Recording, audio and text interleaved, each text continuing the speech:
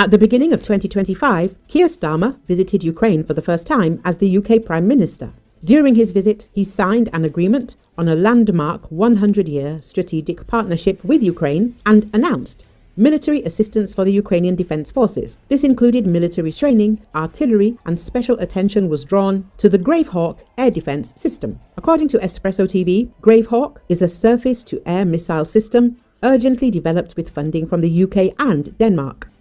However, the Militarnyi portal suggests it is not a completely new development, but rather a compilation of existing solutions based on air-to-air missiles. The primary feature of Gravehawk is its use of modified air-to-air missiles launched from the ground instead of conventional surface-to-air missiles. Specifically, it employs short-range AIM-132 ASRAAM missiles. Their range when launched from an aircraft is 25 kilometers, so when used with the air defense system, it is unlikely to exceed 10 to 15 kilometers. This range is sufficient for many aerial threats that Russia uses to attack Ukraine, allowing more expensive weapons, such as Patriot missiles, to be used sparingly. The system is approximately the size of a shipping container. This year, 15 Gravehawk systems are planned for delivery to the Ukrainian Defense Forces. The first 2 prototypes have been undergoing testing in Ukraine since September. The use of air defense systems called Gravehawk has not yet been publicly reported. However, Defense Express believes these systems correspond to unmanned air defense systems discussed in Western media, such as The Times during the summer of 2023. At that time, it was reported that Ukraine received several new air defense systems using AIM-132 ASRAAM air-to-air missiles mounted on Supercat truck chassis, including an image of the system. From the attached photo, it appears that a dual launcher is mounted on a 3-axle Supercat high-mobility vehicle. It also carries spare missiles, likely 4. There is no radar, but an electro-optical sensor is installed on a telescopic mast behind the cab, described the system military historian and professor at the National Academy of Land Forces, Andriy Karkuk. He believes that in this configuration, the system can effectively engage helicopters and cruise missiles. However, external target designation would be required to destroy aircraft. According to Karkuk, implementing this capability should not be difficult. In reporting the delivery of the new systems, the British emphasized that Gravehawk can use Ukrainian missiles already in service with their defense forces to intercept Russian missiles and drones.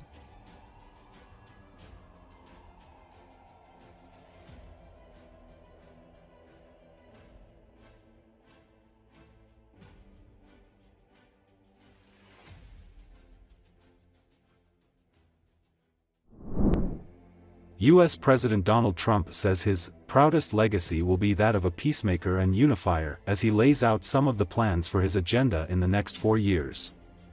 America will reclaim its rightful place as the greatest, most powerful, most respected nation on earth, he said during his speech inside the Capitol on Monday, inspiring the awe and admiration of the entire world. According to Associated Press, the newly sworn-in president got applause from his predecessor, former President Joe Biden, when he mentioned the release of the hostages in the Middle East coming back home to their families. After 15 months of collective grief and anxiety, 3 Israeli hostages left Hamas captivity and returned to Israel because of the ceasefire between Israel and Hamas that took hold Sunday. Trump also said he would lead a government that expands our territory, a reference to his goals of acquiring Greenland from Denmark and restoring U.S. control of the Panama Canal. He also said he would pursue our manifest destiny into the stars, launching American astronauts to plant the stars and stripes on the planet Mars, a key goal of Elon Musk, who cheered and pumped his arms above his head as Trump spoke. Trump's enthusiasm for sending astronauts to Mars was shared by some, but not all, Americans in a 2019 AP&RC poll. About 3 in 10 U.S. adults said that sending astronauts to Mars was very or extremely important, about 1/3 said it was moderately important, and about 4 in 10 said it was not too or not at all important. Trump's swearing-in ceremony, moved indoors due to intense cold, began at noon Eastern Time. Festivities started earlier when Trump arrived for service at St. John's Episcopal Church.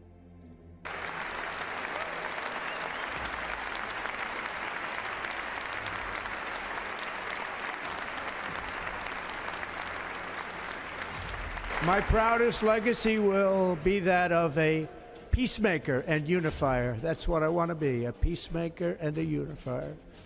I'm pleased to say that as of yesterday, one day before I assumed office, the hostages in the Middle East are coming back home to their families.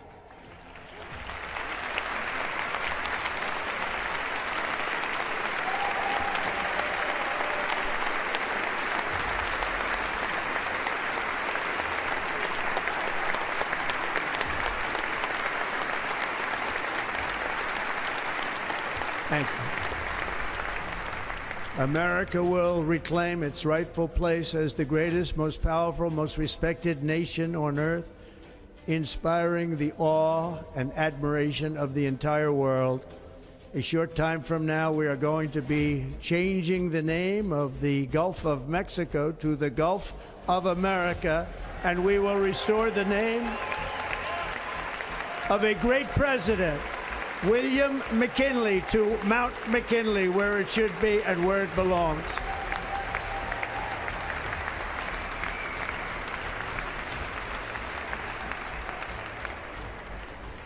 President McKinley made our country very rich through tariffs and through talent.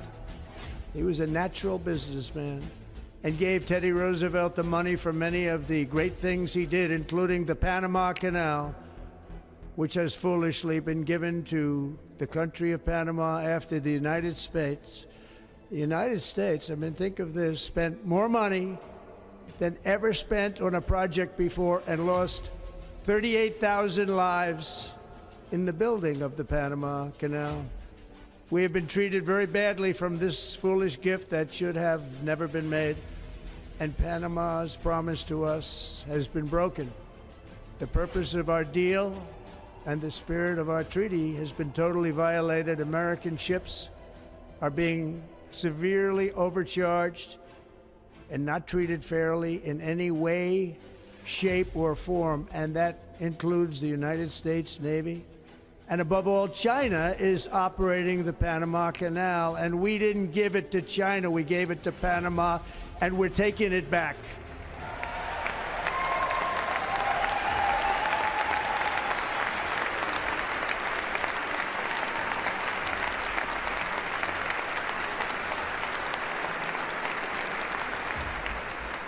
Above all, my message to Americans today is that it is time for us to once again act with courage, vigor, and the vitality of history's greatest civilization. So as we liberate our nation, we will lead it to new heights of victory and success. We will not be deterred. Together we will end the chronic disease epidemic and keep our children safe, healthy, and disease-free. The United States will once again consider itself a growing nation, one that increases our wealth, expands our territory, builds our cities, raises our expectations, and carries our flag into new and beautiful horizons. And we will pursue our manifest destiny into the stars, launching American astronauts to plant the stars and stripes on the planet Mars.